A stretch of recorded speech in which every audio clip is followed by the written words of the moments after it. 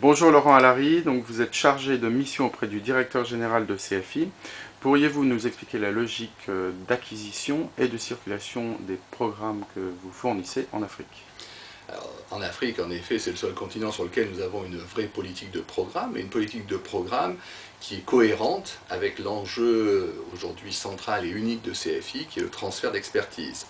Donc, plutôt que d'acquisition d'ailleurs, bien évidemment, nous acquérons des programmes toute l'année, mais c'est la circulation qui est essentielle, puisque nous sommes partis de la constatation que la plupart des programmes africains de qualité qui étaient produits, le plus souvent, dans le meilleur des cas, étaient vus dans leur pays d'origine, éventuellement dans certains pays du Nord quand ils avaient la chance de circuler dans des festivals ou qu'ils avaient été cofinancés par des partenaires du Nord.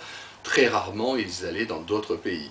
Aujourd'hui, grâce à CFI, plus de 250 heures de programmes africains circulent dans une quarantaine de pays et sont potentiellement vus par 500-600 millions de personnes, donc ce qui représente des bassins de population qui sont d'abord beaucoup plus cohérents, avec un intérêt et une motivation pour assister de façon récurrente à des cases africaines que l'on pourrait avoir par rapport à des programmes qui viennent du Nord ou qui viennent d'autres fournisseurs comme les Brésiliens, les Mexicains, qui sont très actifs pour proposer leurs telenovelas qui occupent une grande partie des cases de l'après-midi.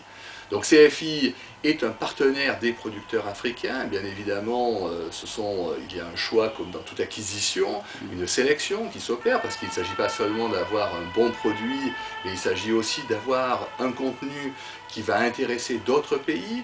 Donc cette notion de circulation est liée à une notion de continentalité, que les gens puissent se reconnaître, s'identifier au personnage. Nous allons même jusqu'à de temps en temps aider les doublages pour permettre à des programmes francophones d'aller en zone anglophone ou vice-versa.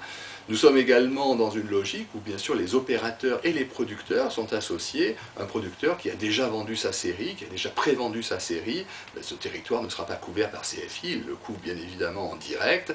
À l'inverse, quand un producteur a des problèmes pour commercialiser sa série, nous allons l'aider parce que grâce à notre système qui touche un grand nombre de chaînes abonnées au programme africain, nous allons mettre ce programme à disposition et lui donner une chance au-delà de la relation de gré à gré qui est parfois compliquée à faire, qui suppose un échange de support, des contrats et à chaque fois bien évidemment une logique de marché beaucoup plus complexe. Donc CFI est un agrégateur, est un initiateur, est une société qui permet à ce marché de se mettre en mouvement, qui lui permet de gagner du volume. Aujourd'hui ces 250 heures représentent plus d'1 million d'euros d'investissement annuel.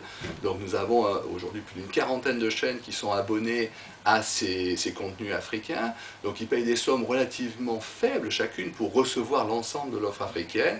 Toutes ces cotisations sont réinvesties dans la programmation africaine l'année suivante.